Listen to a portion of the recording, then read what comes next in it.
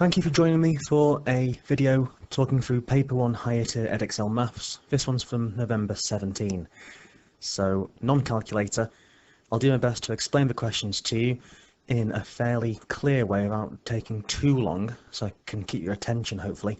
So I'm trying to strike a balance between clarity and also not going on too much. So what I want to do here is talk you through the questions as simple as I can make them. If you're still not sure, please do contact me, either leave some questions in the comment section or find me in class, send me an email, whatever you can do, and I'll try and help you that way as well. Let's have a look at question 1 then, and let's get started together.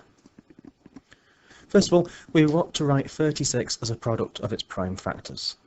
I'll just go straight into it. I think of these as prime factor trees. We start down with a number we want to find the prime factors of.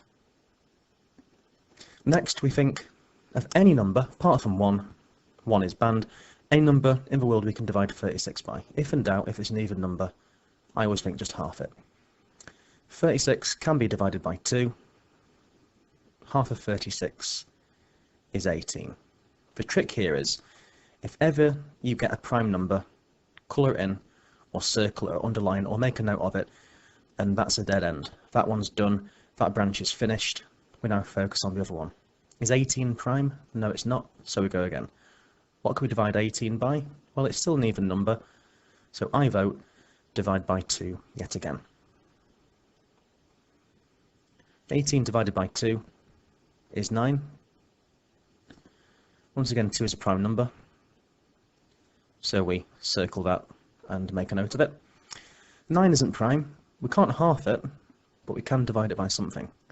What we can do is divide 9 by 3, and 9 divided by 3 gives us 3. Now 3 is a prime number, and so we stop there, we stop there. So each branch has stopped, so we're done.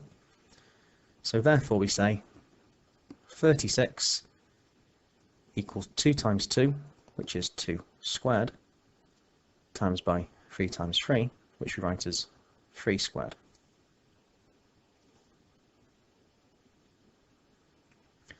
And that's 36 as its product of primes. So we're off and running. Let's do another question.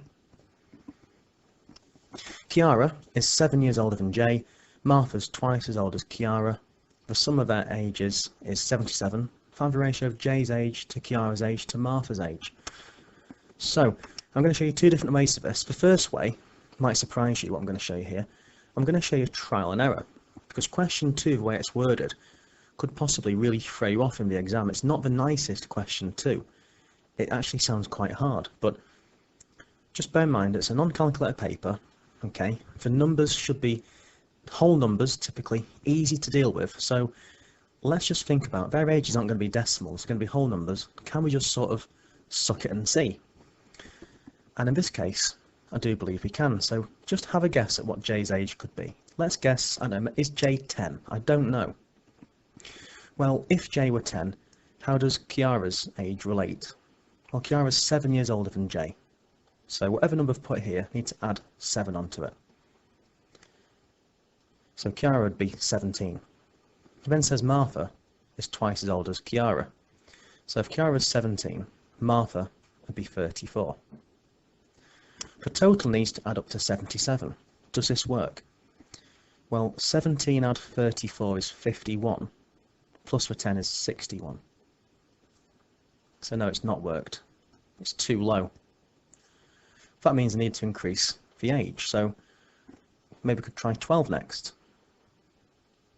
If Jay were 12, again, Kiara's 7 years older, so 12 plus 7, that would make Kiara 19. Martha's age is double Kiara's. If I double 19, I get 38. Will this work? Well, 12 add 38 gives me 50, plus 19 is 69, so I've got close, but I'm still a bit too low. Let's go up one. Let's try 14. If Jay were 14, Kiara's 7 years older, 14 plus 7, that would make her 21. Martha's age is twice Kiara's, so double 21 is 42. Does this work? 21 plus 42 is 63. and 63 plus 14 is 77. We've got it. So therefore the ratio of J's age to Kiara's age to Martha's age is therefore 14 to 21 to 42. Now it doesn't say to simplify or not, so it just turns out you can actually get away with leaving it like this. I'd say though, if you can, get into a habit of simplifying anyway. So all these here are actually divisible by 7. So this is the same as 2 to 3 to 4. The other method I'm going to show you is more algebraic and more sort of standard and textbook. So method 2, like I say, algebraic. I'll use the table again though, just to get us started. So J's age I don't know. I'm going to call J's age J for J. Kiara's 7 years older than J. So if J's age is J, Kiara's would be J plus 7. Martha's age is twice Kiara's, so Martha would be 2 lots of J plus 7. I can either write this in brackets or just double it now. I think I'll double it now. So Martha's age, double J would be 2J, and double 7 would be 14. And that adds up to 77. So therefore, from this I can get an equation. So J's age plus Kiara's age plus Martha's age all needs to add up to 77. And we can now simplify this. So I've got a J here, a J there, and 2 J's. So I've got 4J in total. And the numbers, I've got 7 and 14. 7 plus 14 gives me 21. So 4J plus 21 must add up to 77. If I now subtract 21 from both sides, so I've got J on its own, let's see that 4J would have to give me 56.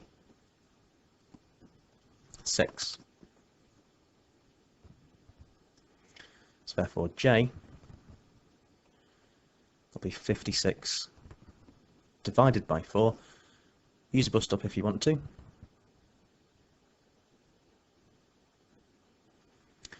So 4 into 5 goes once, with 1 left over, and 4 into 16 goes 4 times, exactly. So therefore, J's age is 14. So therefore, J is 14. Kiara is J plus 7. 14 plus 7 is 21. Martha's is double Kiara's, which is 42. So therefore, the ratio of their ages is 14.21.42, just as we saw before. Or if we want to, we could simplify that by dividing all numbers in the ratio by 7, which gives us 2 to 3 to 4. Question 3. ABCD is a parallelogram, EDC is a straight line, F is a point on AD, so that from B to F to E is a straight line as well. We've got some information here.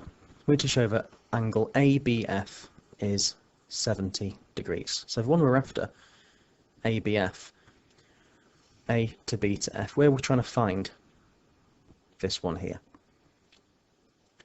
Okay, so let's think of it step by step by step. So first of all, what can we notice? Well, we're told ABCD is a parallelogram.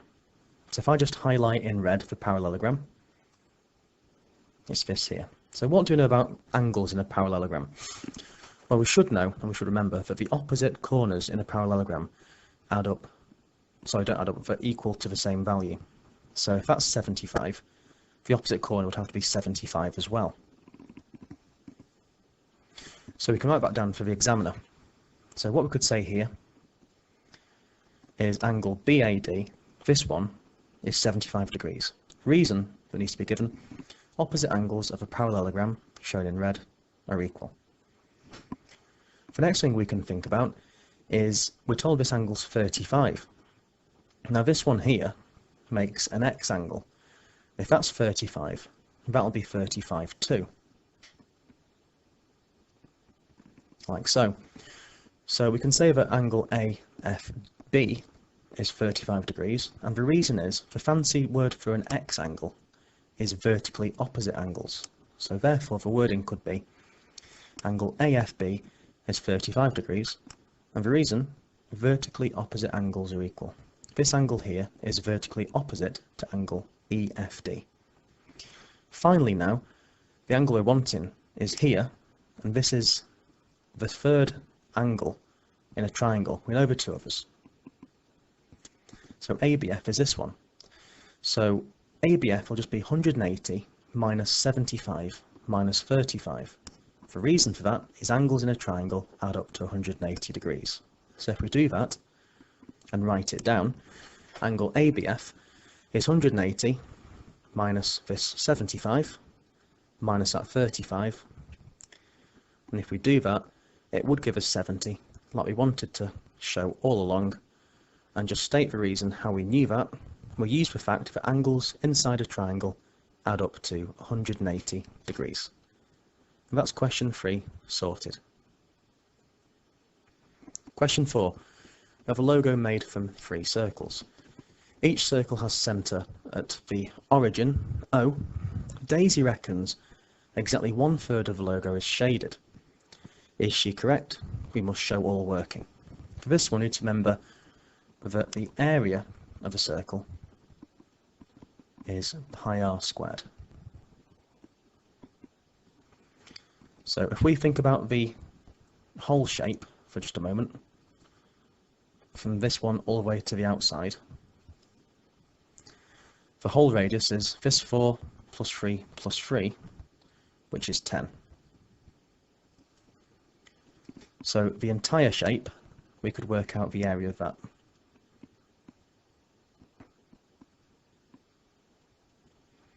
So the area is pi multiplied by 10 squared, which gives us 100 pi.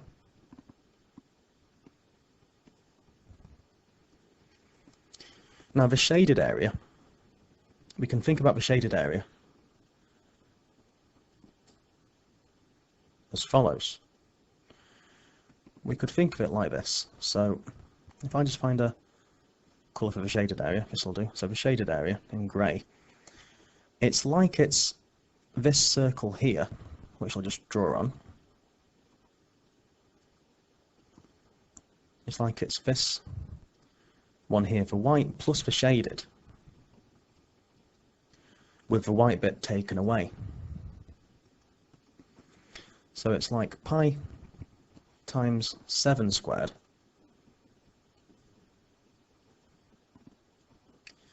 with this inner one cut out and taken away from it. So when it's like that, minus pi times 4 squared, where pi times 4 squared is the area of this inner one.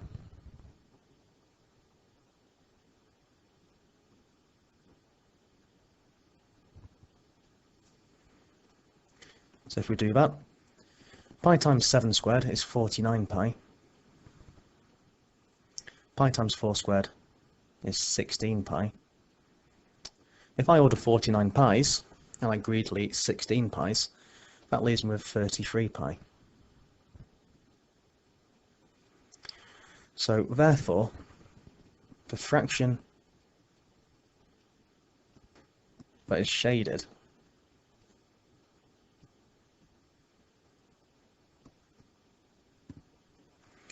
well, I've got this 33 pi cm squared shaded out of a total area of 100 pi. Got a pi on the top and a pi on the bottom, so they'll cancel. So that's 33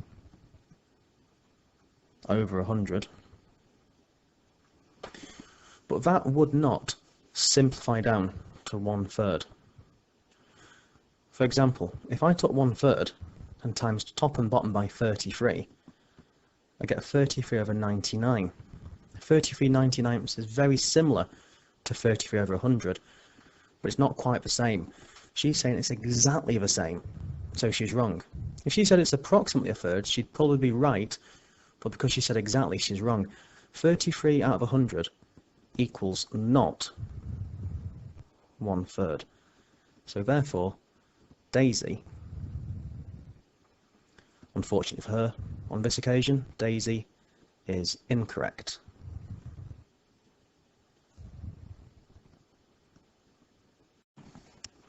Question 5. We have a table showing information about the weekly earnings of 20 people who work in a shop. So some people earn between £150 and £250 a week, between £250 and £350, and some people earn between £550 and £650 a week in this shop. Presumably these are the managers. Who knows? So first we need to work out an estimate for the mean of these weekly earnings. Now in fairness, this is often a question you encounter on a calculator paper, so you might be slightly confused or surprised that it's on a non-calculator paper, but what you should hopefully recall is if you're estimating a mean from a grouped frequency table, we need to take the midpoints as our best estimate. So what we need to do here is add on some extra columns of our own to do the midpoints, and then another column for midpoint times frequencies. So we need to add on ourselves something like this.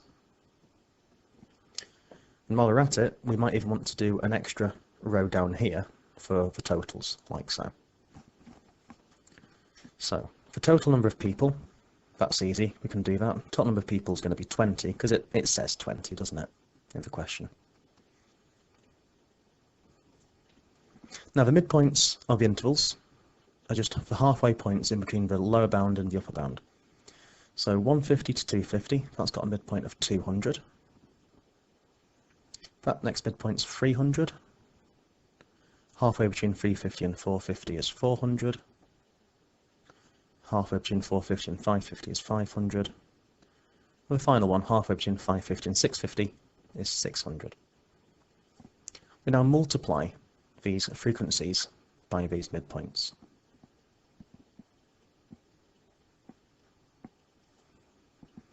So the first one at the top, 1 multiplied by 200, that's going to give us 200. Next, 11 times 300, just think of it as 11 times 3. 11 times 3 is 33, then pop on the 2 zeros. Next one, 5 times 400. Well, 5 times 4 is 20, add on the 2 zeros. 0 times 500, it's a bit of a trick, that one we just leave blank, or if you want to, put a 0. And here, 3 times 600 is 18, add on the zeros, we get 1800. Now add these up carefully, so if we just sum these, so we're going to get nothing, nothing, nothing, nothing, nothing, same again, 2 plus 3 is 5, 5 plus 8 is 13, so put 3, carry 1, 3 plus 2 plus 1 is 6, plus this extra 1 is 7. So I've got 7,300. So now the mean is approximately the total of midpoint times frequency divided by the total frequency. Sigma, this symbol just means total. Don't need to use a symbol, it's just my shorthand. So the total of the midpoint times frequency column was 7,300, and the total frequency, total number of people, is 20. So because both whole numbers ending in 0, we can cancel off a 0 there. So we want to do half of 730. Well, half of, so how many 2's fit into 7? We can fit 3 with 1 left over. So that 3 is now 13. How many 2's fit into 13? Well, 2 times 6 is 12. We can fit 6 2's in, but 12 is still 1 away. How many 2's fit into 10? We've got 5. So our estimate for the mean is 365. Now, part B, Nadia's saying that the mean may not be the best average to use to represent this information. Do you agree with Nadia? You must justify your answer. Before diving in, let's think about what she's saying. Think about where most people lie. Most people are earning between 150 and 450. 16 people earn 450 or less. The modal class are those people earning £300. You've got 3 people over here that are earning double that. And so mean is meant to be a measure of average. And the mean obviously includes all data points. So if we were working at the mean here, which we have done, these people earning a lot might unrealistically overinflate the mean to make it seem like the average earnings in this company or in this shop are actually better than what the average person could expect. So she might be right, and in fact the median might be a better measure. So make some reference to these higher values at this end. So one example could be to put something like this. So you could say, for example, yes, I do agree with Nadia, because the 3 highest earners earn much more than the others. So when used in the mean calculation, they're going to inflate the mean disproportionately. They're going to make the mean rise really high compared to anyone else. So yeah, maybe not use the mean. For example, if you take the mean of 5 people's earnings, and one of those 5 people happens to be a millionaire, that's going to make out that that group of people are very wealthy, when in fact just one of them might just be wealthy, the millionaire on their own. So yeah, just be careful with the mean. Sometimes the very extreme values can skew the data and make it appear slightly unrealistic. Question 6.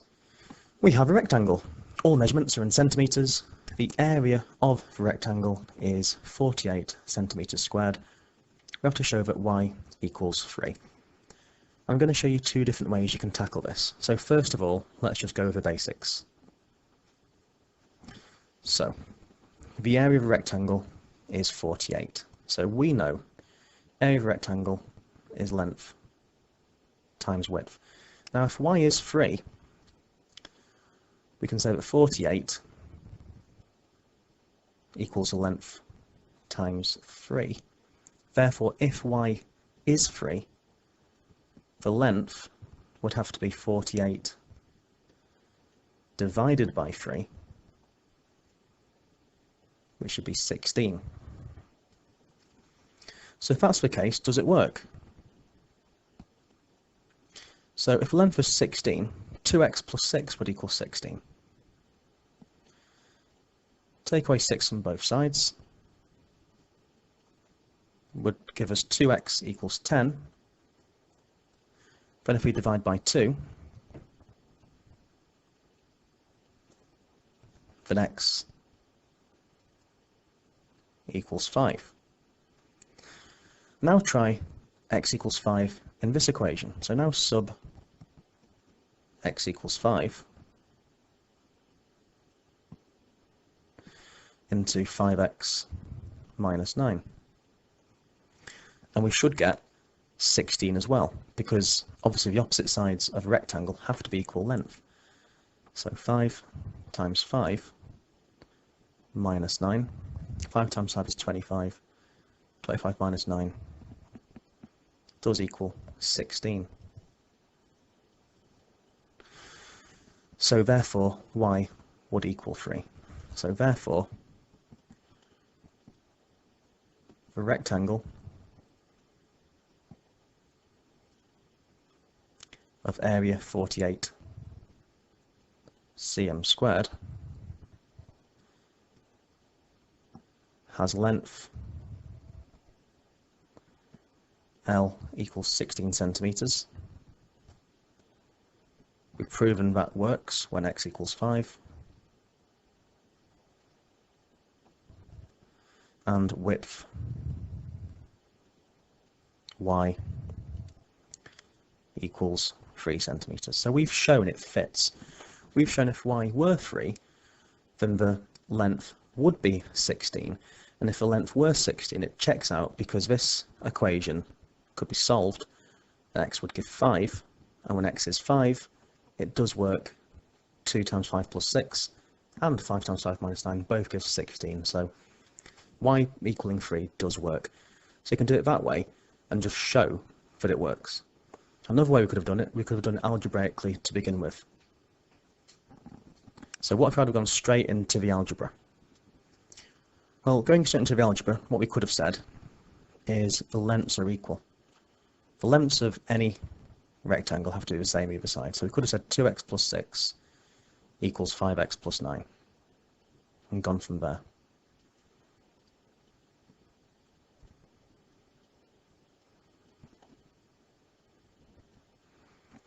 If we had gone this way, we would have had to get all the x's on one side of the equation to solve it. So if we subtract 2x on both sides, swap sign if you like, this side would have just been 6. On this side, 5x minus 2x leaves us with 3x, so we have minus 9. Next, we could add 9 to both sides to try and isolate this x. So 6 plus 9 is 15, and then we just have 3x left here. So 3x is equals 15, therefore x is 15 divided by 3, which is 5. So when x equals 5, therefore the length of a rectangle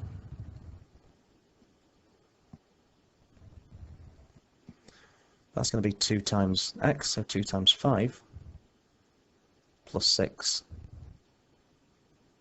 equals 16 centimeters. Therefore the width is going to be the area of a rectangle divided by the length. Now the area we've been told, we're told is 48, and the length we've just shown has to be 16.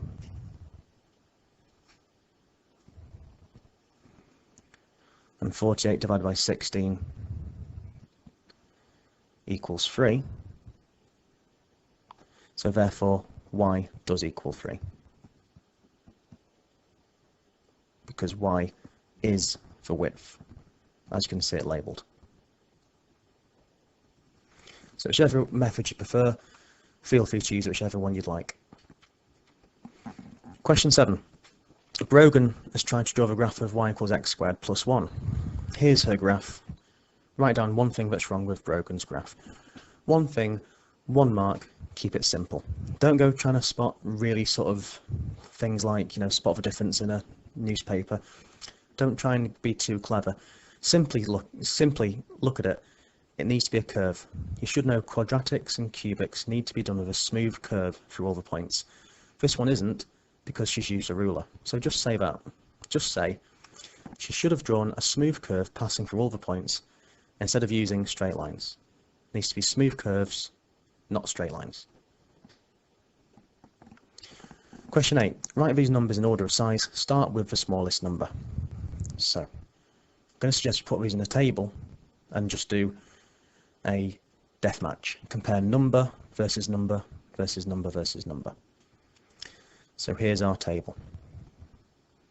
So they all begin 0 point. So over here, let's start with 0.246. Recurring. So it's for 46 which is carrying on. So 0.246 recurring means 0.246, 46, 46, 46, 4, and so on and so on. So that one can pop here. The next one, 0.246 recurring, the dot's only above the final digit, so it's only the 6 that carries on. So this one is 0.246666666 forever and ever and ever.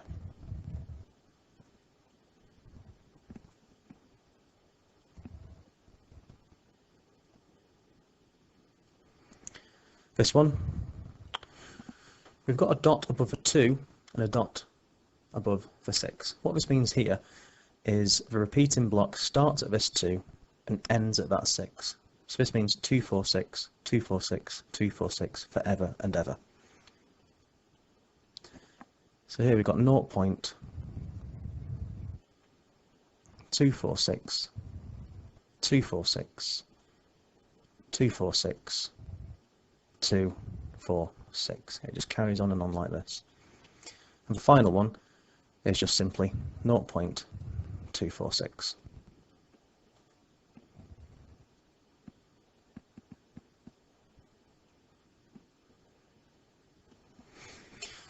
So let's compare digit by digit.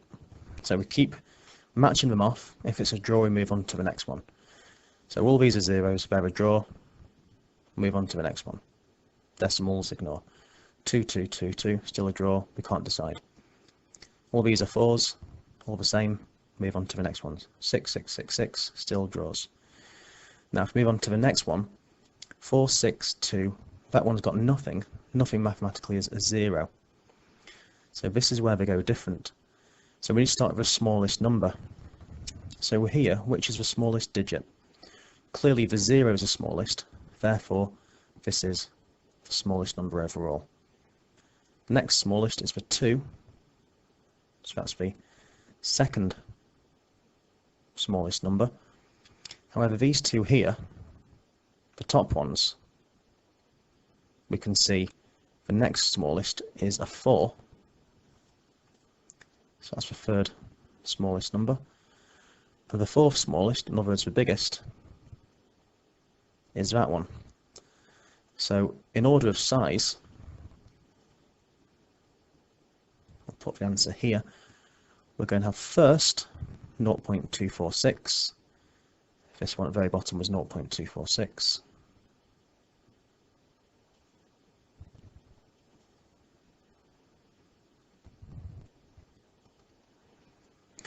The second one was 0.246, 246, 246. Forgot to colour code that one.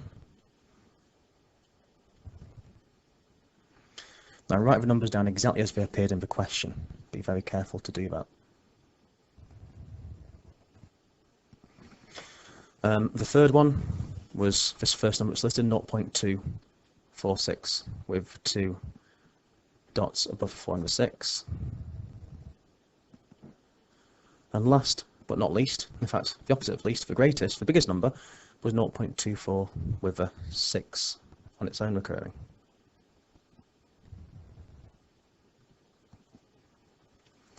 And that's all we need to do.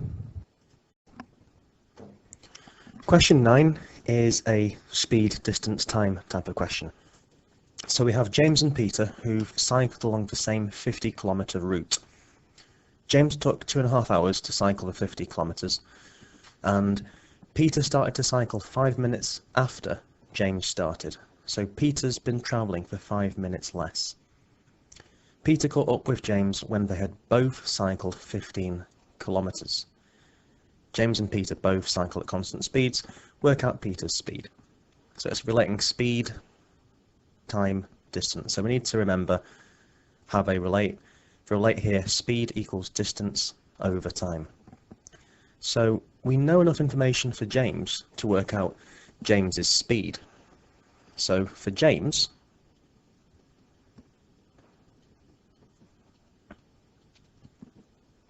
his speed is the distance he's covered, which is 50 kilometres, like it says there, and the time he's taken is 2.5 hours. So I can calculate his speed by doing the distance he's travelled, which is 50. Now I'm going to divide by 2.5, but I'm going to write it as 2.5. Now dividing with decimals is awkward, so I'm going to multiply both top and bottom by 2, just so I avoid having to deal with any awkward decimals. If you're comfortable doing 50 divided by 2.5 without having to do this, great, that's fine. I'm just showing you a method to make it maybe easier if you find dividing by decimals a bit awkward. So if I double the top, I get 100, and if I double 2.5, I get 5. Now 100 divided by 5 just feels much nicer to do. So James's speed is 20 kilometers per hour. We next need to think about how long it would have taken James to have cycled 15 kilometers. So, time taken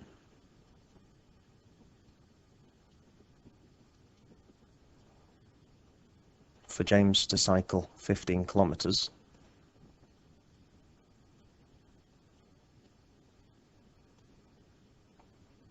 this time, if I'm trying to work out the time, I cover up time, see what's left.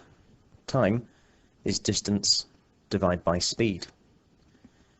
So I do the distance, which is 15 kilometers, divided by the speed, which is 20 kilometers per hour. That gives me 3/4 of an hour.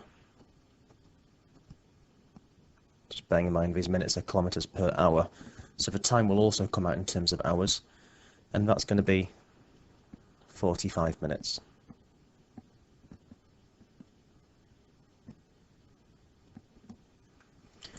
Now, Peter only starts cycling 5 minutes after James, so Peter's not been cycling as long. Peter's been cycling for 5 minutes less, so therefore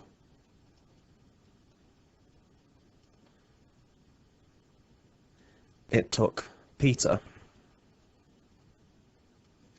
45 minus 5, because he's been started travelling 5 minutes after James. That's why I'm doing minus 5. So he's been travelling for 40 minutes. It took him 40 minutes to cover that 15 kilometers. So now therefore Peter's speed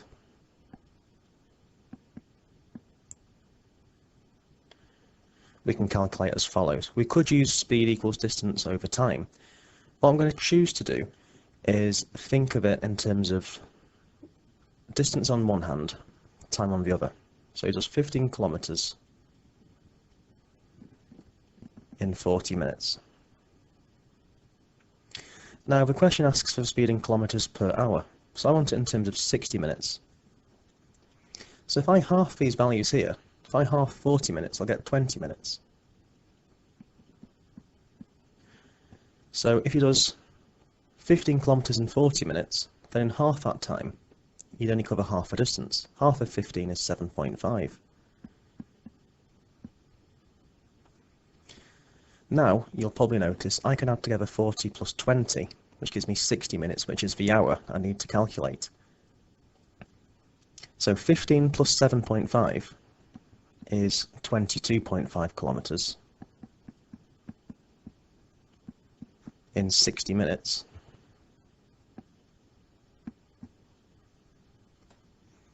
And that's therefore 22.5 kilometers per hour.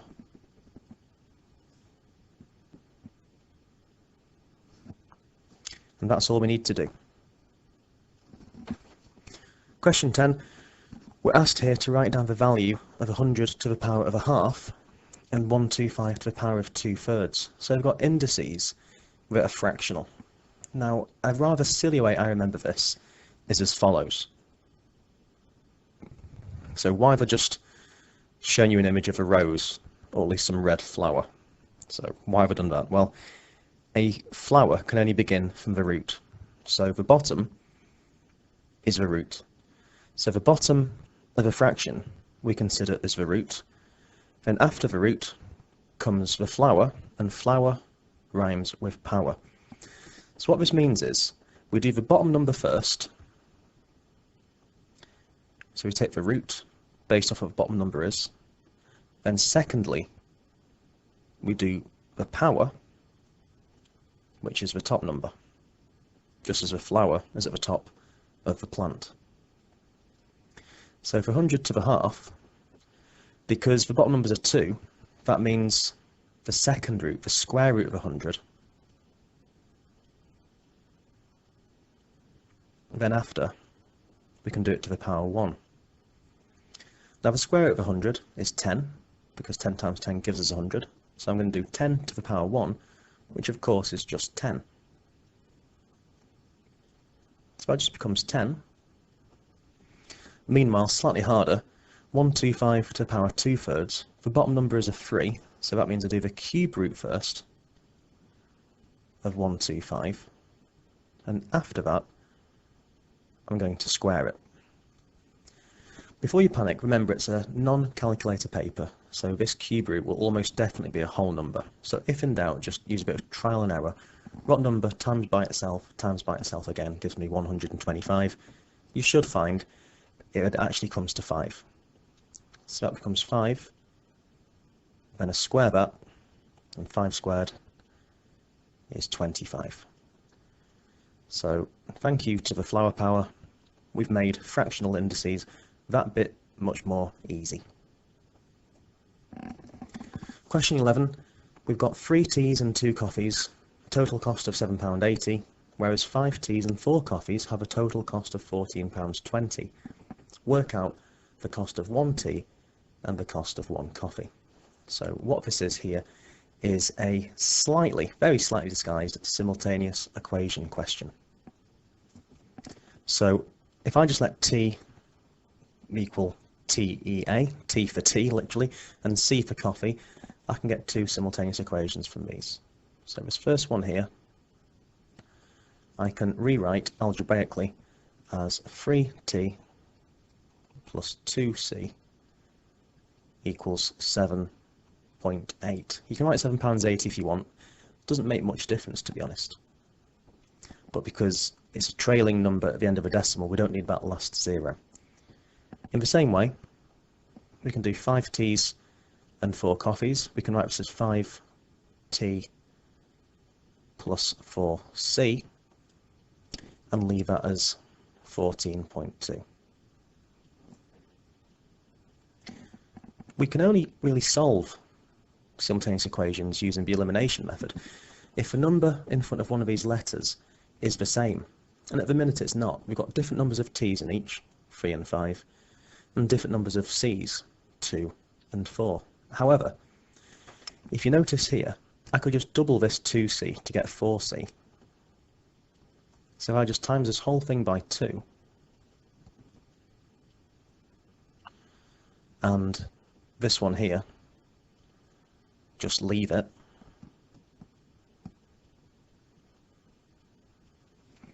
Then over here I'd get 3t plus, oops, what am I thinking? Sorry, I said I'd double it.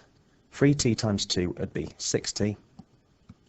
2c times 2 is 4c. And if I double 7.8, what you should find is you'd get 15.6. This one's going to leave as it is, like I say, so I've got 5t plus 4c equals 14.2. Now we just spot which letter has the same number in front of it. Don't worry about the signs yet. So it's the c's that have a 4 in front of them. So both these numbers are the same. Now we look at the big picture and look at the signs. So for the letter which has the same number in front of it, check out the signs. And I always think about it like this. If the signs are the same, we subtract. As in, we subtract one equation from the other. So, because these are both positive 4c's, we do the top, subtract the bottom. So if we do that, 6t take away 5t just gives us 1t, and 15.6 minus 14.2, well, 6 take 2 is 4, 5 take 4 is 1, 1 take 1 is 0. So a t is 1.4. In other words, a t is £1.40.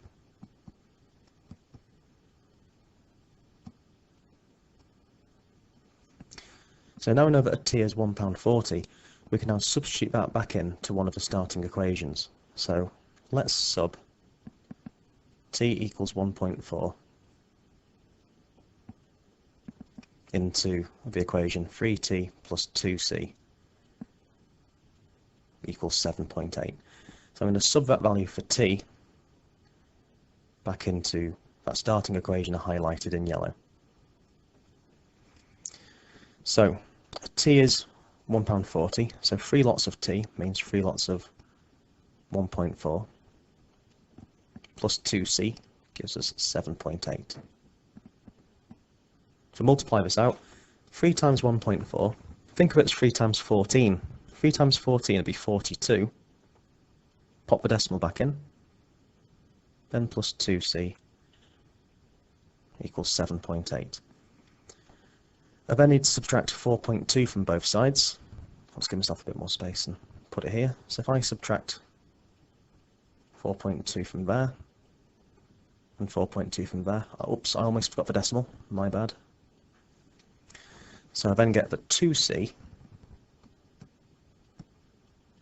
equals 7.8, subtract 4.2, which would give us 3.6. Therefore c will be 3.6 divided by 2. Half of £3.60 is £1.80. So as a decimal, c is £1.08. In terms of solving it in real terms, we therefore know that the price of a coffee must be £1.80.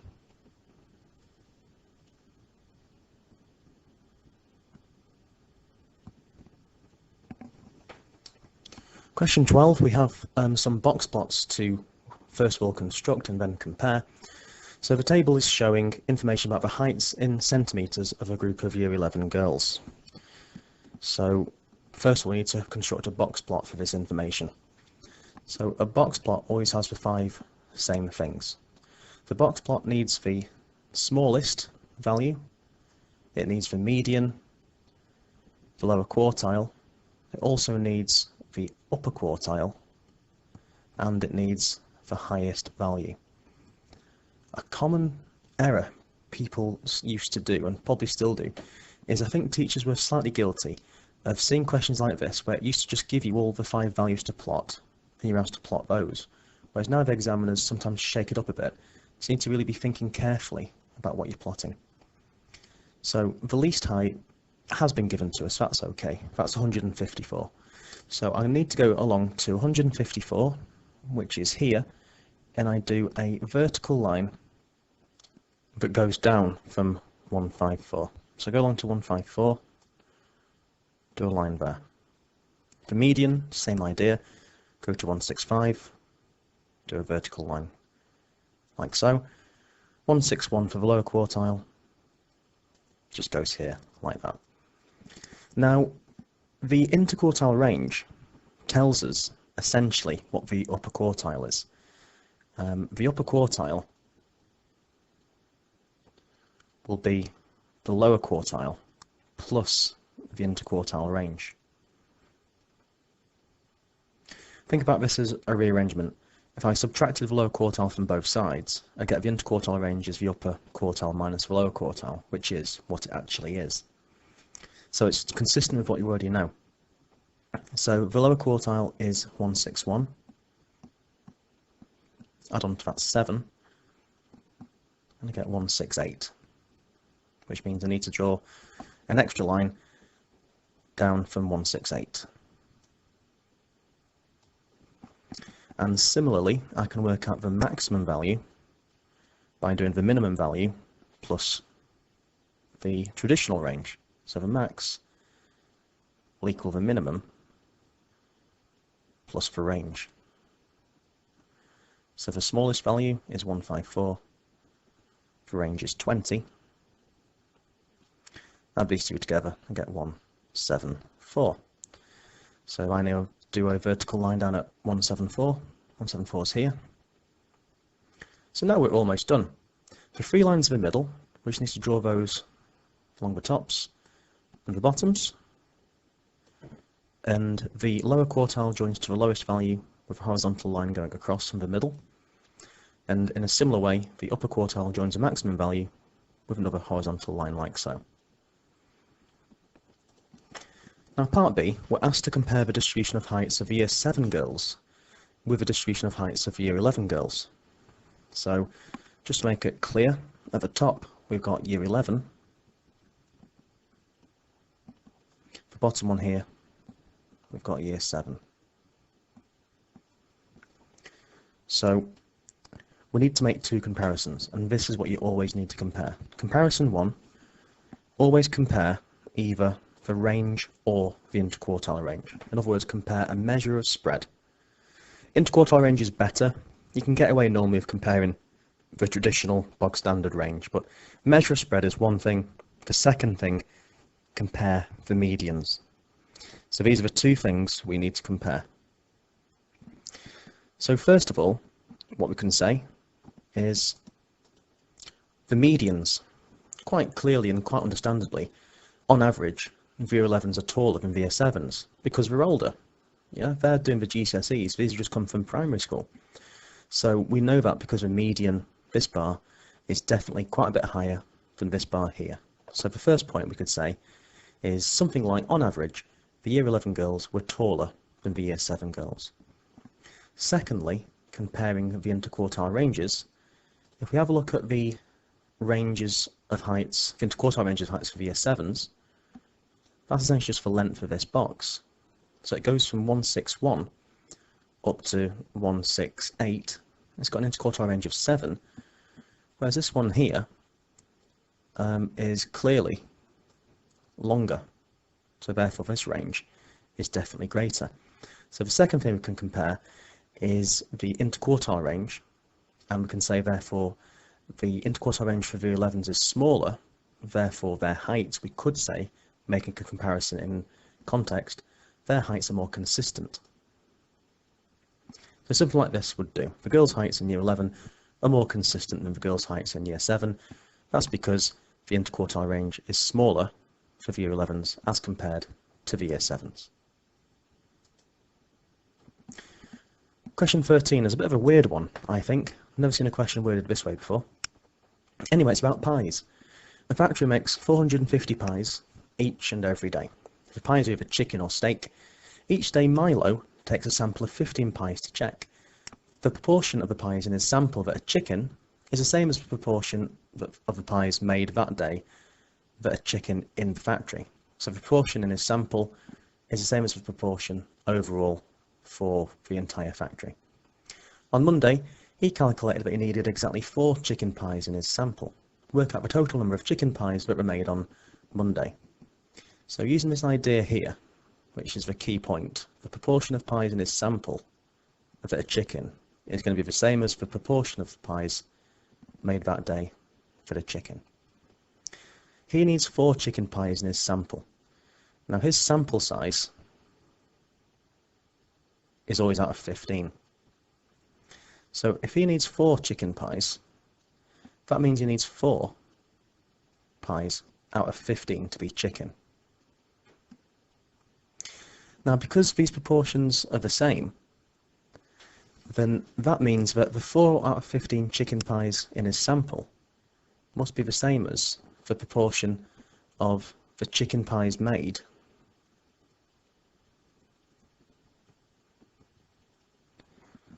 as proportion of all the pies made in the factory on that day.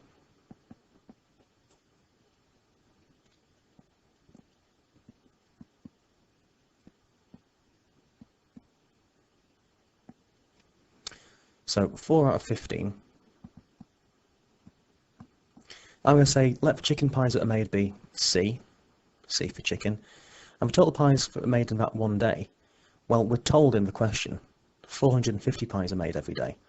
So the total pies made is 450.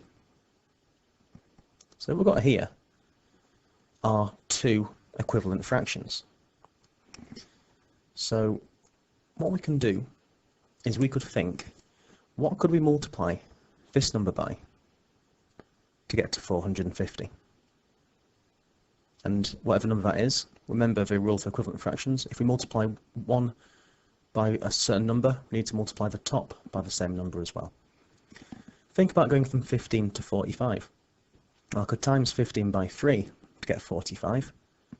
So to get to 450, I'd have to multiply by 30. Therefore, to go from 4 to whatever c is, I need to multiply by 30. So the value of c, the number of chicken pies made,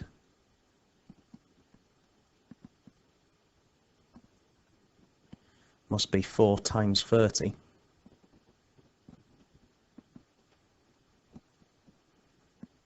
which is 120. So 120 chicken pies were made on Monday.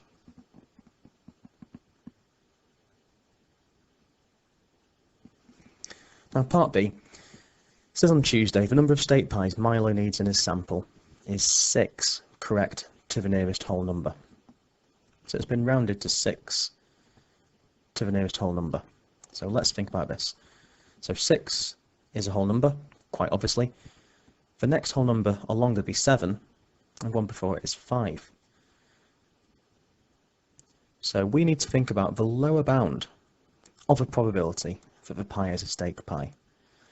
So if he needs 6 out of 15 to the nearest whole number, the lower bound, the smallest possible number you could have picked that had just about still rounded up to 6 to the nearest whole number would have been 5.5.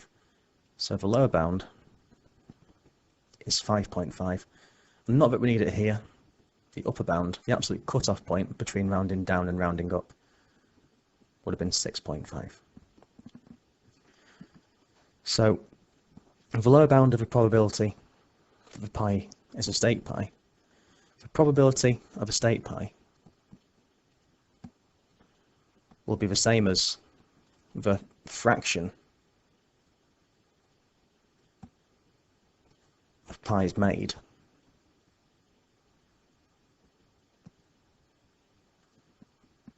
that were steak.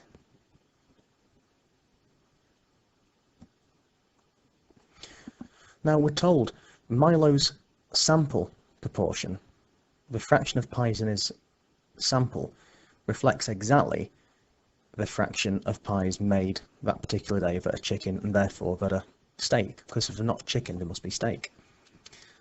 So the smallest possible it could have been was about 5.5 out of 15. So obviously, I'm not saying you can have half a pie in this case, but when he's done his calculation, he could have got something as small as 5.5. So if I multiply both top and bottom by 2,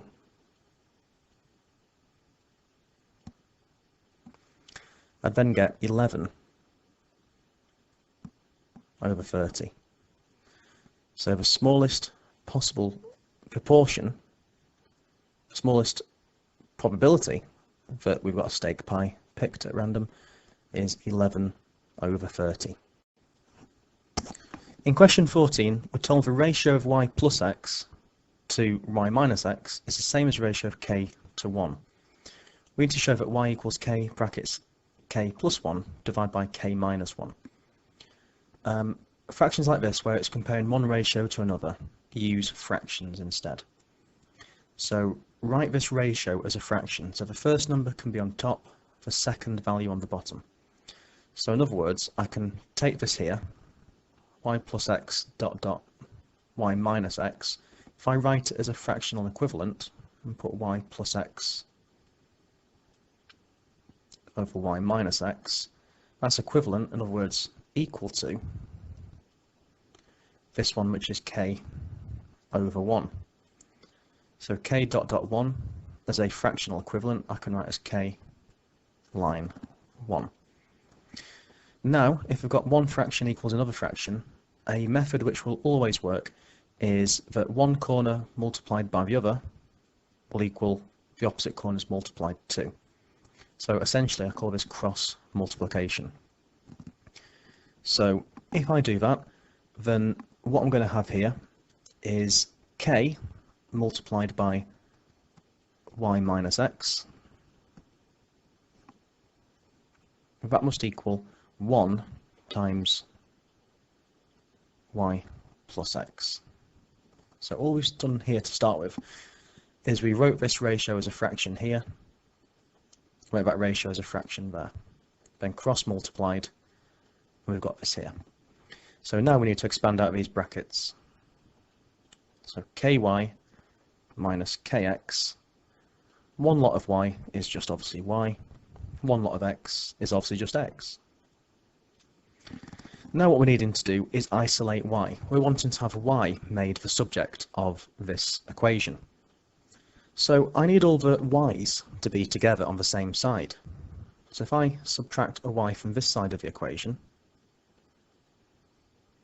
and from that side, to get them all onto the left, I have ky minus y, still with that minus kx, equals on this side, just the x. Now, I've got y's on one side, I'll have the x's on the other, so any x terms I can get to the right hand side. So this minus kx, if I add it to both sides, then the right hand side will become x plus kx. And so what I'll have next is ky minus y equals x plus kx. Now on both sides we'll be able to factorise. So this one here I can factorise out the y times k, so I need y times k here, minus sign, so put a minus sign. What do I need to multiply y by to give me minus y? I need minus 1. Then here, to factorise out an x times 1 gives me 1x, and x times k gives me the kx. Then finally, if I divide both sides by k minus 1,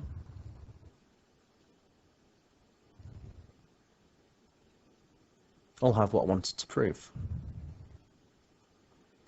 So therefore y will equal x brackets. I'll write 1 plus k as k plus 1, so it matches what I'm wanting to show. All of that over k minus 1.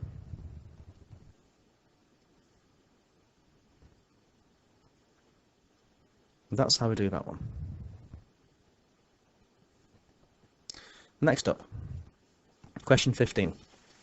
We've got x equals some recurring decimal. X equals 0.436 with dots on its head. That means the dots means these 3 6s are going on forever. So it means 0.43636363636 forever. We have to show algebraically that x can be written as 24 over 55. So the method I'm going to show you is this one, which will always work. Start with 1x on the bottom. So x equals 0.4, then this 3 6 with dots means 3 6 3 6 3 6, going on forever. Now what we're going to do is multiply by 10 until we get these digits in line, so there'll be some cancellations. So if I multiply first of all by 10, x times 10 gives me 10x. Then here what will happen is these digits will shift 1 square to the left. So 0.4, that 4 will end up going here, that 3 goes here, 6 goes there, 3 goes there, and so on. So I'm just basically essentially moving the decimal place 1 digit back. So this gives me 4.3, that's going to be 636363 forever. But these digits just don't line up. Each column's different. So what I'll do here is I'll multiply by 10 again. So 10x times another 10 will give me 100x. What'll happen next is 4.36 and so on. If I multiply by 10, I'll get 43 over here. Now I should probably have 2 boxes for these 2 digits, but never mind. And then this 6 moves over there, this 3 moves to here, 6 moves there, and so on and so on. So 63, 63, 63, 63, and so on. But now if I look vertically, that 6 is different to the 4, but now 3 is the same as 3, 6 is the same as 6, 3 is the same as 3, and so on forever.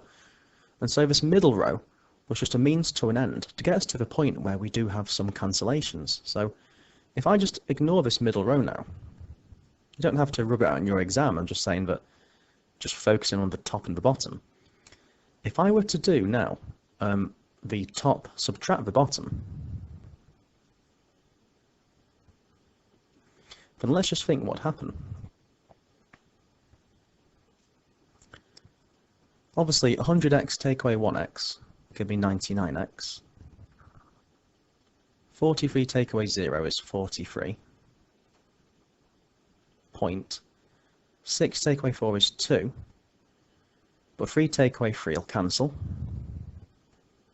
6 take away 6 cancels. 3 take away 3 cancels, and so on forever. And so actually by multiplying through by the appropriate powers of 10, you'll get here that 99x will equal an exact non-recurring value. I've done it in line. This just looks wrong, so I'm going to write the same thing again with a decimal just written in a normal way. So 99x equals 43.2. So therefore, x equals 43.2 over 99. We're wanting to show it's the same as this, and this doesn't look anything like it. For a start, this is a decimal. This has no decimals in it. So what I'm going to suggest we do, to get rid of the decimals, is multiply both top and bottom by 10. That's just a method we can use to make this into 432, therefore making it into a whole number.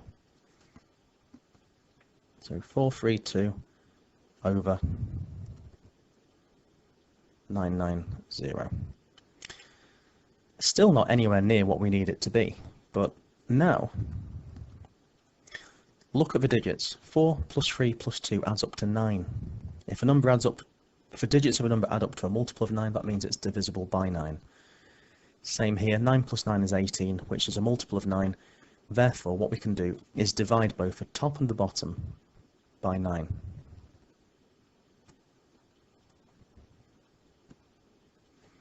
So 9 divided into 432.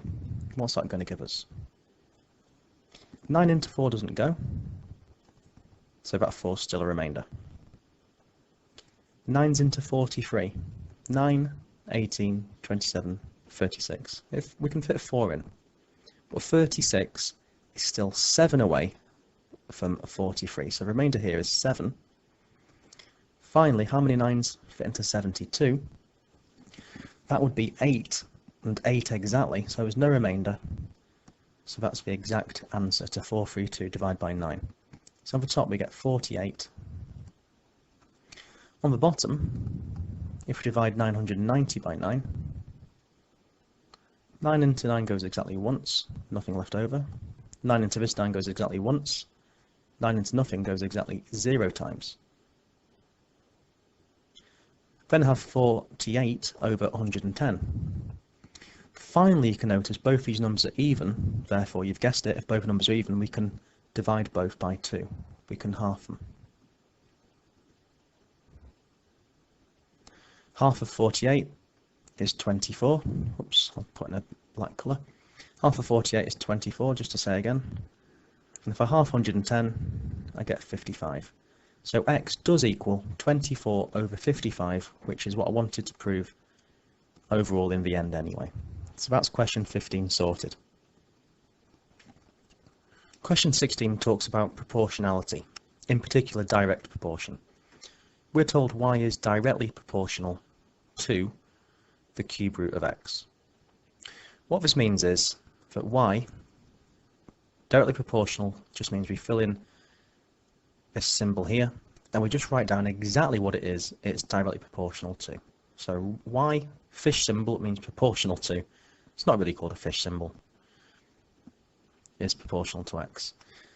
Now what we need to do is convert this into an equal sign, and this is actually a very easy process.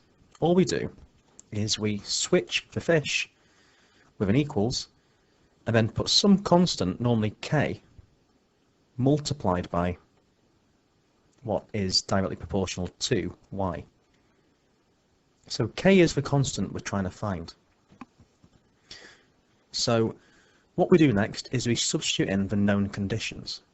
So we're told when y is 1 and 1/6, then x equals 8.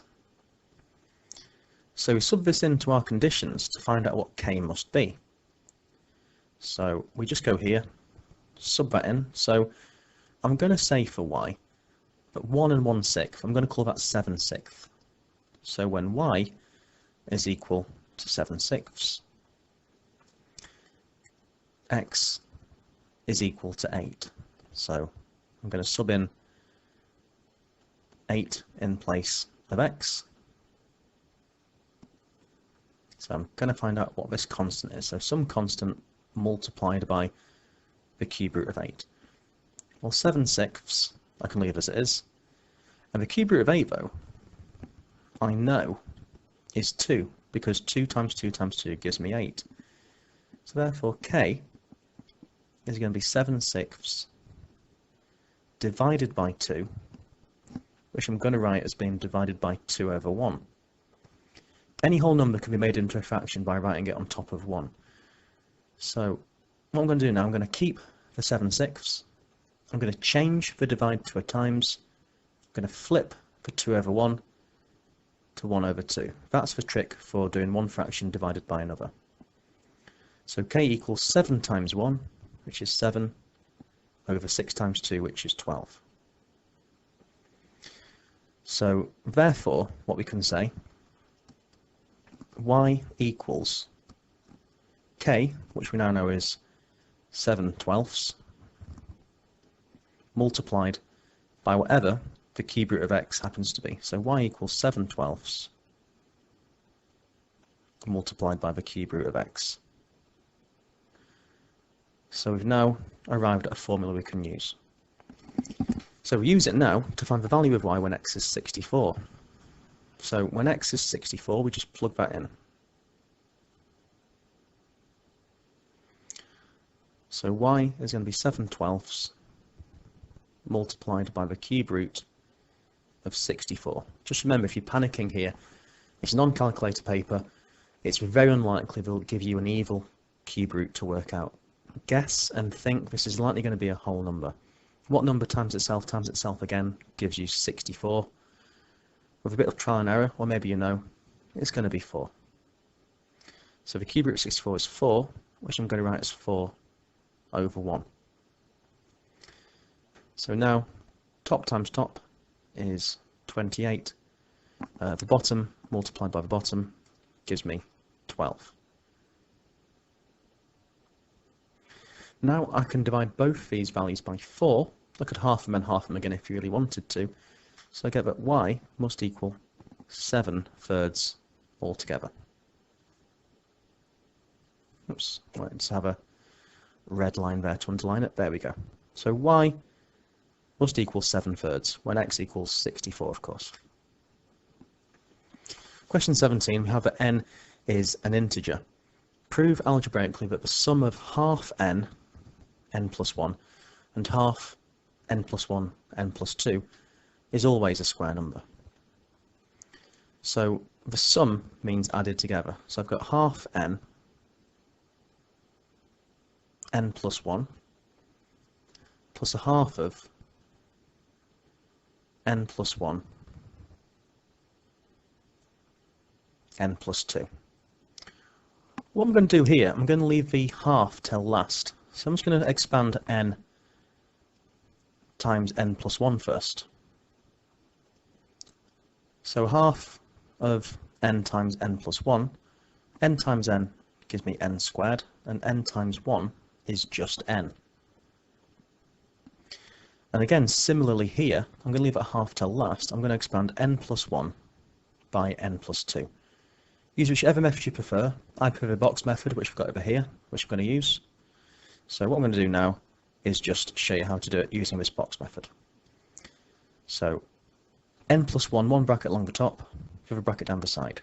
So n multiplied by n is n squared. N times positive 1 is positive 1n. N multiplied by positive 2 is plus 2n. Finally, plus 1 times plus 2 just gives me positive 2. And so this all simplifies to n squared, n plus 2n gives me 3n, and plus 2 just is plus 2. So this thing here becomes half of n squared plus 3n plus 2. So that's the first step. Next I need to multiply it by a half. So a half of n squared is obviously a half of n squared. Half times n means a half of n. Another half times n squared. A half times 3n is 3 halves of an n, and a half times by 2, a half of 2, is 1. Now this looks an absolute mess, and it is, but the good news is it can be simplified quite a lot. So I've got half n squared here, add another half n squared there. So I'm going to have in total 1 whole n squared. As well as that, I've got half an n here, plus 3 halves of an n there. A half plus 3 halves gives me 4 halves, and 4 halves is 2 wholes. So I've got n squared plus 2n. Finally, just this plus 1 at the end, so plus 1. Next, we need to think, does this factorise? It's a quadratic, and actually it would. Can I think of 2 numbers that multiply together to give me 1 and add up to 2? Well, those 2 numbers would be 1 and 1, so I can write this as n plus 1 times n plus 1, which equals n plus 1 squared. So therefore, because n is an integer,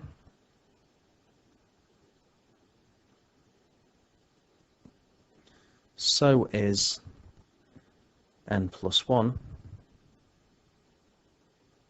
hence n plus 1 squared is a whole number squared, which is therefore a square number. Oops, miswriting, n plus 1 squared is a square number.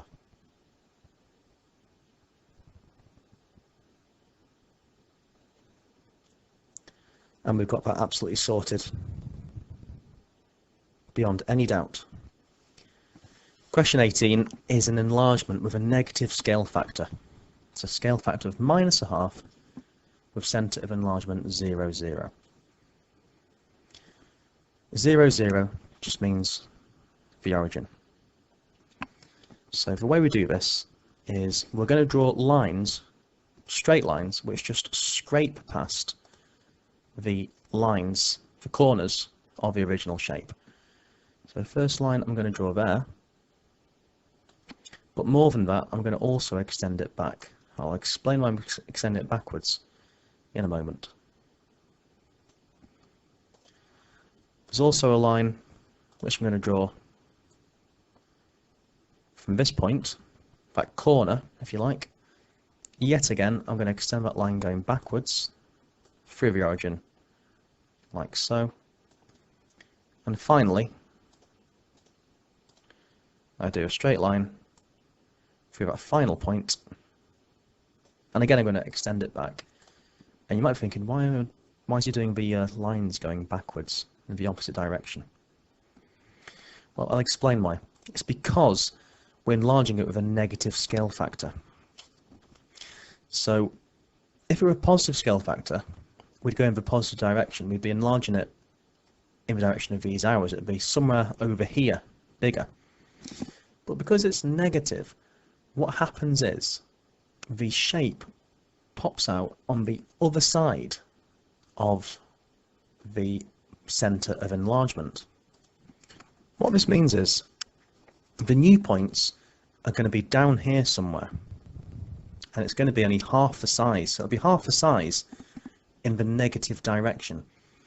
Another way we can think of this to make it slightly easier is by considering the distances from the centre of enlargement to the original points. So this one here, for example, because the centre's 0, 0, that's a saving grace. It makes it easy to think about. And this one is 4 along and 3 up from the centre of enlargement. So that's 4, 3. So if I write that here, what's going to happen is these distances, 4 along and 3 up, are going to be multiplied by the scale factor to make the new point. So 4 minus 3, if I multiply each coordinate by minus a half, then it's going to be translated, it's going to be moved to 4 times minus half is minus 2, 3 times minus a half is minus 3 over 2, which is minus 1.5. So if I look at the coordinate minus 2 and go down to minus 1.5, you can see indeed it is on that line.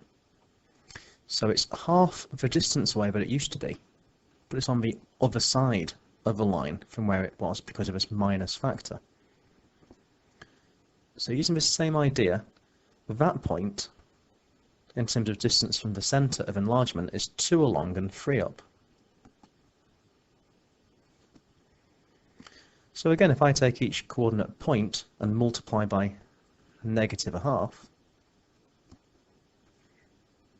then 2 times a half is obviously going to be 1. So 2 times minus a half gives us minus 1. 3 times a half, half of 3 is 3 over 2, or 1.5. But because it's minus a half, I get minus 1.5.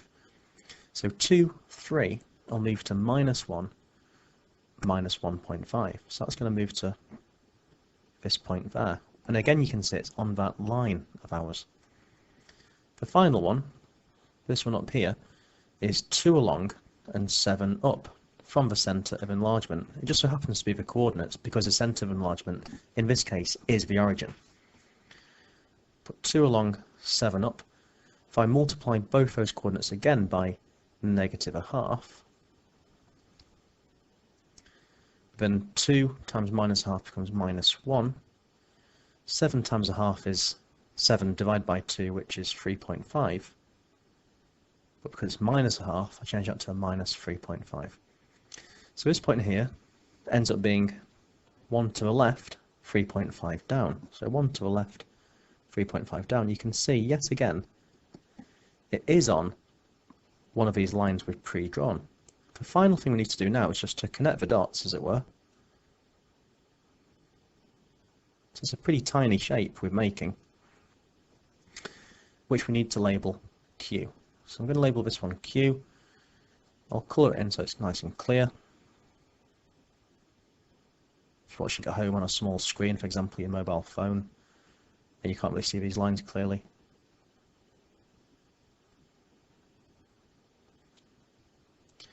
So that's the new shape. And like the question says, I need to label that Q. So always follow the instructions. Label that Q like it says. Question 19, we've got a straight line graph question disguised as a rectangle sort of question. So A, B, C, D is a rectangle. Great. So what? You might be thinking, A, E, B are points on the straight line L with equation x plus 2y equals 12. Before we read any further, just beware that the best form of a straight line, even at A level I believe, is y equals mx plus c, if you're allowed to do it.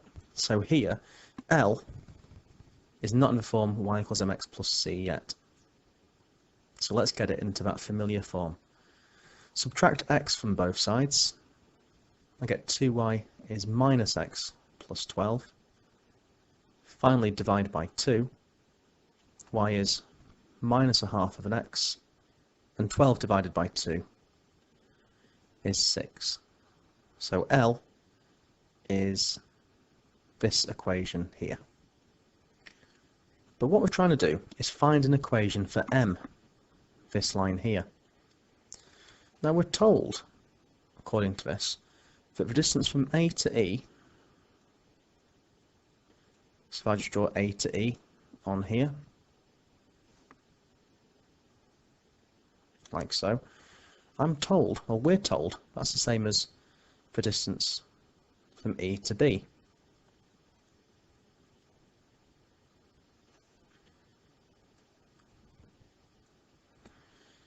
So we can backtrack and work out coordinate at A. Then once we know A, we can think about this equation for M.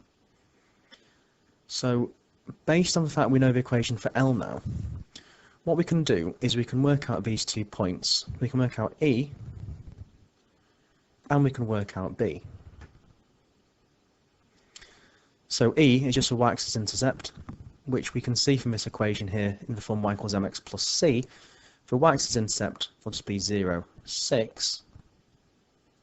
This point B is a bit more of a challenge, but not too bad. We just need to remember, when a point crosses the x-axis, that's when the value of y is 0.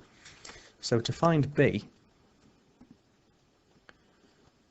just sub y equals 0 into this equation. It's not above, it's not below, it's when y is exactly 0. So y, 0, equals minus half of an x plus 6. We want to have x on its own to solve it. So take away 6 from both sides. 0 minus 6 is minus 6. On this side, I just have minus a half of an x. If I now multiply both sides by 2, if I double everything, minus 6 doubled gives me minus 12.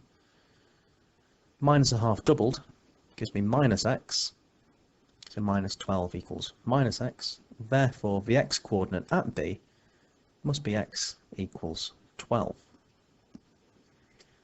So on there is 12, 0. A lot of the question says from E to B is the same distance from A to E. So let's just consider that carefully and backtrack so we can get towards A.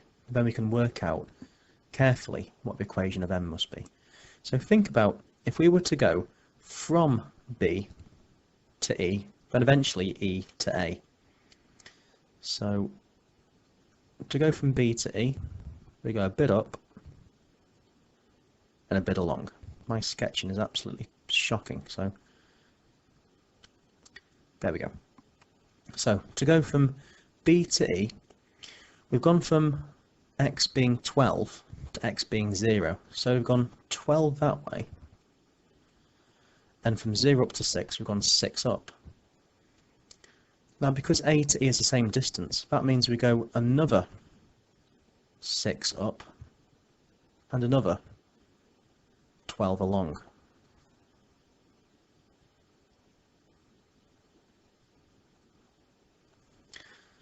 So from E, add another 6 to the y coordinate, then go another 12 to the left. That means A is going to be 0 minus another 12, so minus 12 in the x direction, and E was 6, so 6, add another 6, gives me 12. So this point A, which we've got here, is minus 12, 12. So next, we know that M is this side of a rectangle carried on, and L is this side of a triangle carried on. We need to know that the opposite sides of a rectangle are perpendicular to each other. I mean, it's obvious really if you think about it. The corners of a rectangle are right angles, so line M is perpendicular to line L. So here we can see that the gradient of line L is minus a half. Therefore the gradient M of line M is the negative reciprocal of this. So flip the fraction on its head and change its sign. The gradient of line M is 2. So line M will have an equation y equals mx plus c. So m for line M is 2, so it'll be 2x plus c, where c is the y-axis intercept for m, so it'll be somewhere high up here. Now what we need is some more information about line M. Well, we now know some more information about line M because we now know it passes through this point A, which we've worked out is minus 12, 12. So now what we do is we sub in x is minus 12, and y equals 12. Basically, we're just substituting in the point A. So y, we use 12, equals 2 lots of x.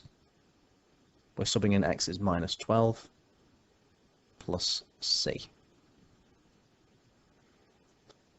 So 12 equals 2 times minus 12 is minus 24 plus c. Finally now, if we add 24 to both sides,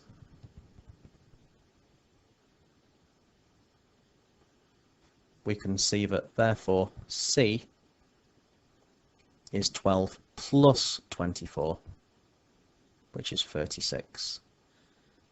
So the equation of m is y equals 2x plus c, which we now know is 36. So it's y equals 2x plus 36. That's the equation of m which we wanted to find. Question 20 is a fairly tricky trig question. So we've got a table of values for x and y that satisfy the equation y equals a cos x plus b, where a and b are some numbers we don't yet know.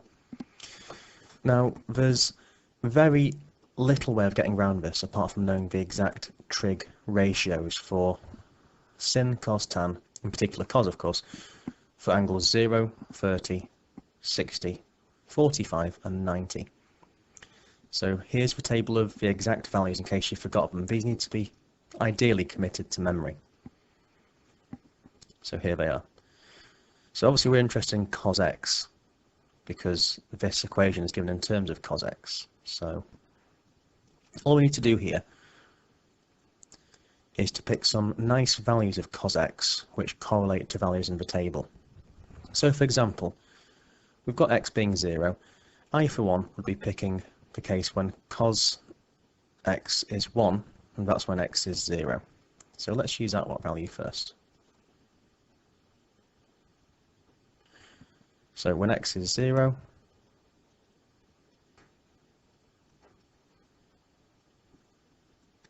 cos x equals 1, as you can see.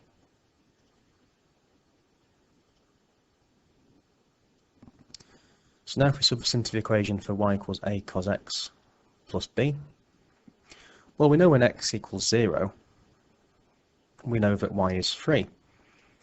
So 3 equals a cos of x, which is 1 when x is 0, plus b.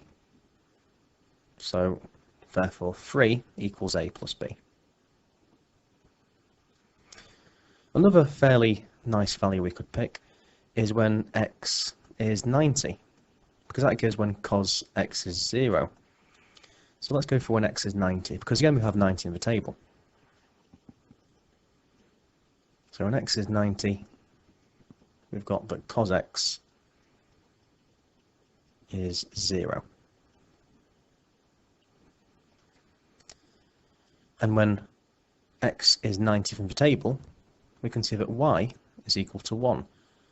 So 1 equals a multiplied by cos x when x is 90. When x is 90, cos x is 0 plus b. So therefore, well, a times 0 is 0, so therefore 1 equals b.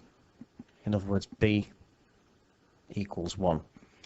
So if we sub that into 3 equals a plus b, then 3 obviously equals a plus b, which we worked out is 1. So therefore, a equals 2. And so this equation here, we can actually put in the values of a and b. So y equals a, which is 2 cos x, plus b, which we calculated earlier, is 1. So we've got a, which was 2. We also got b, which was 1. So next up, now we need to work out the value of y when x is 45. So when x is 45, y will be 2 cos 45 plus 1. Now again, if we know the values of cos 45, sin 45, tan 45, if we know these and revise them, we should know that cos of 45 is root 2 over 2. So we just plug this in to this equation. So y will be 2 times root 2 over 2 plus 1.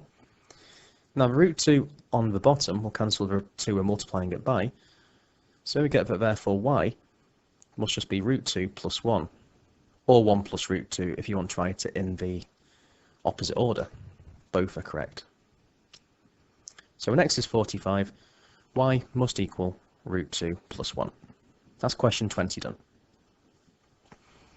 Question 21, we need to show that 6 minus root 8 can be written in the form a plus b root 2, where a and b are integers.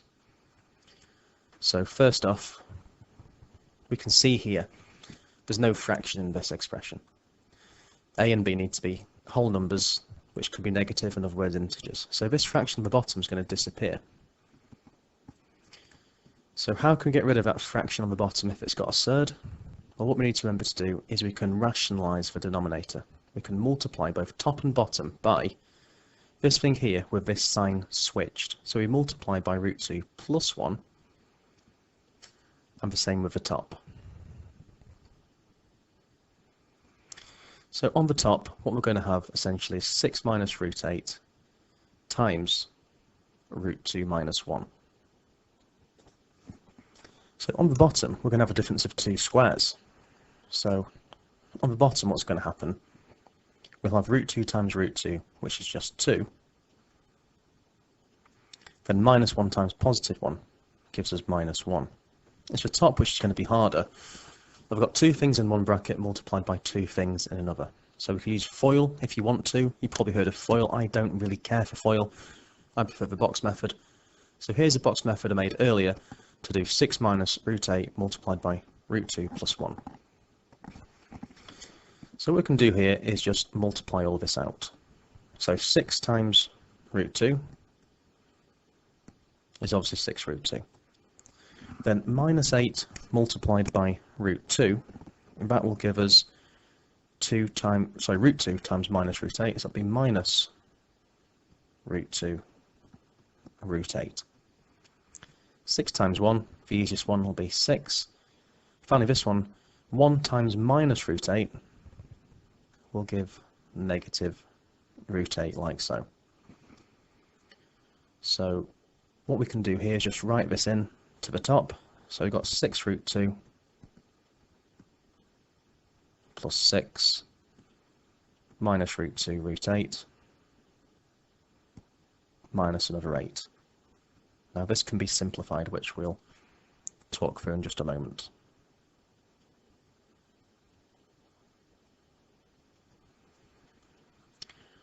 So think about what 2 root 8 is. Well, root 2 root 8, we can simplify into 1/3. That's the same as the square root of 2 times 8. Obviously 2 times 8 is 16, and the square root of 16 is 4. So what we can do in a moment is we can replace this with its simplified version, which is actually just 4. And in a similar way, the square root of 8, we can simplify that surd as well. So the square root of 8, I can partition this into the square root of 4 multiplied by the square root of 2, because 4 times 2 is 8, but of course the square root of 4 is 2, so I can simplify it with 2 root 2.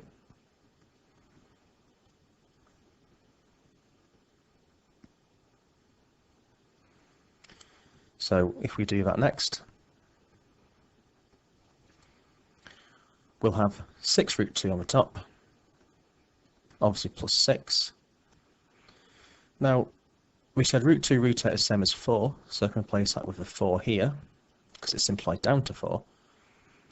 Then if I subtract root 8, it's the same as subtracting 2 root 2.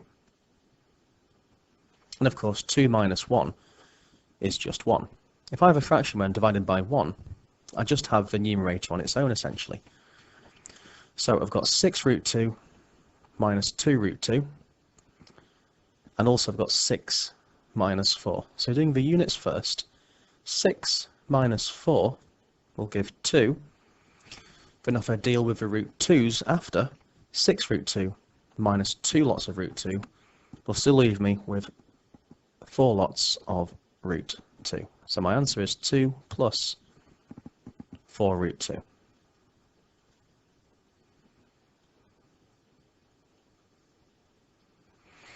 For question 22, this is quite tricky to visualize, I personally think. So for number 22, just to explain it first, we have two triangles which are mathematically similar, like we're told. We're also told here that there are two possible values of x, which might sound confusing. How can there be two possible values of x? Well, I'll try to explain. Work out each of these values, state any assumptions you make in your working. So what I'd say here is, let's just think about these two triangles. If I focus on this small one here at the bottom, it's just going to put in red, and just move it to one side. If I just sketch it out opposite to the diagram, I'll pop it here. Then I can think about this small one, BAE, that side's 8 and that side's 12. I want to consider the small one and the big one separately. So I want to eliminate these values for A, C, D, and just replace them with the values for the overall big triangle. So for example, I want to get rid of 12 and 3, replace that with 15. I want to get rid of 8 and x, and replace this with a total length, which is 8 plus x. So I just neaten up this for a minute, just take all that away, and replace it with the sizes of the sides for just the big triangle on its own. I'll have this, 8 plus x and 15. Now it's tempting to think that this side must correspond to BA. It's also tempting that AD must correspond to AE, but not necessarily. That's the crux of the question. That's why there's two possible values of x. The only thing we know for definite is this angle here is the same as this angle here at A.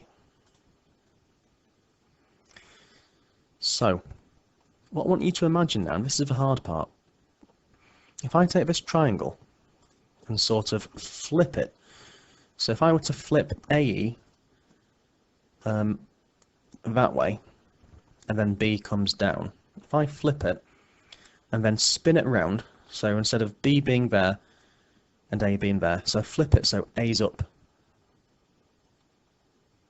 and B's down. So if I just flip like this, if you can imagine what I'm trying to say, and then if I rotate it, I could have it so that I've got A, B, and this other side. So it could be that A and B are switched. If I imagine this triangle here being rotated and flipped, to make it much neater, it could be like this. So actually there's two possible cases. One case is that 8 plus x corresponds to this side 8, and that this side here 15 corresponds to this side 12. Or it might actually be that this 8 plus x corresponds to this one here 12, and that 15 corresponded to 8. So let's just treat these as two separate cases. So case 1, let's imagine this big triangle corresponds to this one here. So case 1. I'll do case 2 after. And so, if case 1, if 8 plus x was in the same ratio as that to 8 as 15 was to 12, I can write 8 plus x as a fraction of 8 will be the same fraction as 15 is to 12. So if I now multiply both sides by 8, to get rid of that 8 on the bottom, I'd see that 8 plus x will be 15 multiplied by 8 divided by 12. Now, 15 multiplied by 8 would give me 120, and that divided by 12 would be 10. So it could be that 8 plus x equals 10.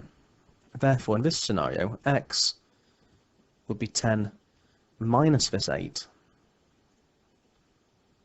which should be 2. So that's one possible value of x. The other possibility is actually if 8 plus x corresponds to the 12 and the 15 corresponds to the 8. So in a similar way, setting up these fractions here, like we did before, it might be 8 plus x divided by 12 is in the same proportion as 15 divided by 8. If I get rid of these fractions on the bottom by multiplying both sides by 12,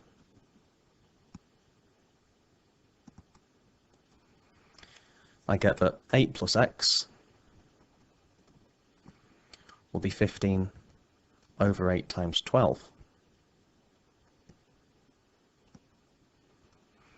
This time it's a bit of a harder thing to calculate. 15 times 12, do it the long way if you want to, that's absolutely fine. Would be 180 over 8. Now if I were to divide that, I could if I wanted, or I can simplify it down. So if I half both sides, top and bottom, because both numbers are even, I get 90 over 4. They're still even, so I could go again, or if I wanted I could just do the division. I'll call 90 90.0 in case there's a remainder. 4 into 9 does go, it goes twice. 4 times 2 is 8, so I have 1 left over. 4 into 10 again goes twice, but 4 times 2 is 8, so this time I have 2 remaining.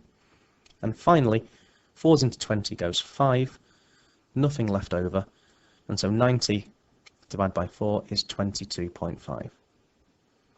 So 8 plus x is 22.5. Therefore x, in this scenario, would be 22.5 minus 8, which is 14.5. So the two possible options are that x is 2, and finally it might be that x is 14.5. Let's now have a look at the final question on the entire paper. So question 23. We have a rectangle and a right-angled triangle. All measurements are in centimetres. The area of the rectangle is greater than the area of the triangle. So that's the way into solving it. So the area of a rectangle is obviously going to be length times width. So 3x minus 2 times x minus 1, that's the area of a rectangle, but it has to be greater than means this symbol, that's bigger, the area of a triangle. Now the area of a triangle is half times base, which is x, times the height, like so. So now you just have to have faith it'll drop out right if I follow it through carefully. So what I need to do here is expand 3x minus 2 and x minus 1. So like I said before, you can use FOIL or the grid method. I prefer the grid, so here's a grid I made earlier for doing this one. So if we multiply this out, 3x times x will give us 3x squared. X times minus 2 gives minus 2x. 3x times minus 1 is minus 3x. And finally, be careful, minus times a minus gives a plus. So minus 1 multiplied by minus 2 gives us plus 2. Then if we simplify all of this, what we'll get is 3x squared minus 2x's minus another 3x's is minus 5x altogether, and we still have the plus 2.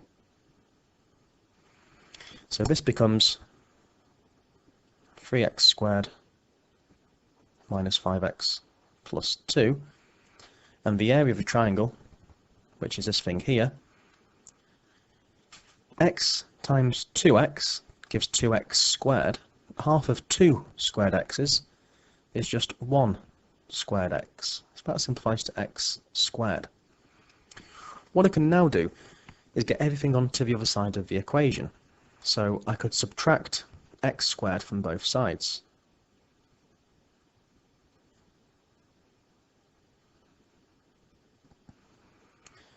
And that'll give me 2x squared minus 5x plus 2 is greater than 0. Now this can factorise. Now this is a method I'm only fairly recently teaching. If you're using the AC method or the box method to factorise, that's absolutely fine. If you get the same conclusion as me and understand what I'm saying, that's the main thing. So I find something with a 2x squared or a 4x squared harder. I want you to think of it as x squared minus 5x, and imagine that 2 sliding and timesing with that 2 here to give 4. So imagine factorising that. Well, this is much easier. Two numbers that multiply together to give 4, but add up to minus 5. One number's at least got to be negative if I'm adding numbers and I get a negative result. But if I'm multiplying and get a positive 4, that must mean the other number's negative as well, because only a minus times another minus would give me that positive 4 which I need. The two numbers I'd need would be minus 1 and minus 4. However, that 2 didn't really just disappear. What I do is I put it back in and divide that 2 by each of the constants in the brackets, if I can. So 4 over 2 and 1 over 2. So 4 over 2 I can do. 4 over 2 just becomes 2. So I can simplify it to x minus 2. Whereas minus 1 over 2 won't factorise anymore. So what I do, if there's any denominator remaining, I stick it back next to the x. So that x now becomes 2x. The minus 1 just remains as it is. So I've got 2x minus 1, x minus 2, greater than 0. So that's one way of factorising this. So it becomes that.